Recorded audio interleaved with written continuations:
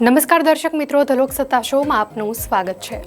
Team ઇન્ડિયાના પૂર્વ cricketer Robin Uthappa મુશ્કેલીમાં મુકાયો છે.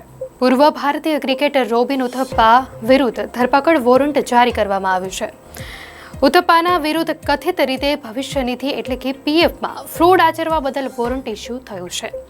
વિસ્તારપૂર્વક વાત કરવામાં આવે તો Uthappa sanctuaries lifestyle ફ્રાન્ડ private limited નામની કંપની ચલાવે છે. આ કંપની કર્મચારીઓના પગારમાંથી કાપવામાં આવેલા રૂપિયા તેમના પીએફ ખાતામાં જમા કરવામાં નિષ્ફળ રહી, જેના કારણે લગભગ 24 લાખ રૂપિયાનું ફ્રોડ થયું. હવે રોબિન ઉથપ્પાએ લગભગ 24 લાખ રૂપિયાની રકમ ચૂકવવી પડશે અને તેના માટે તેમને 27 ડિસેમ્બર સુધીનો સમય આપવામાં આવ્યો છે.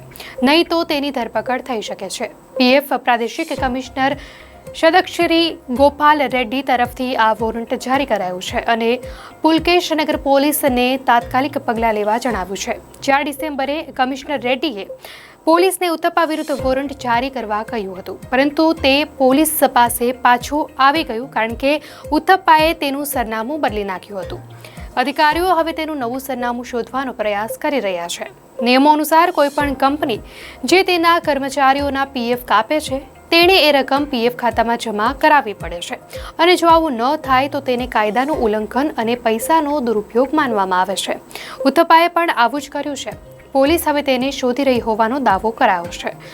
ઉથપ્પાએ આઈપીએલની તમામ 15 સિઝન રમી છે.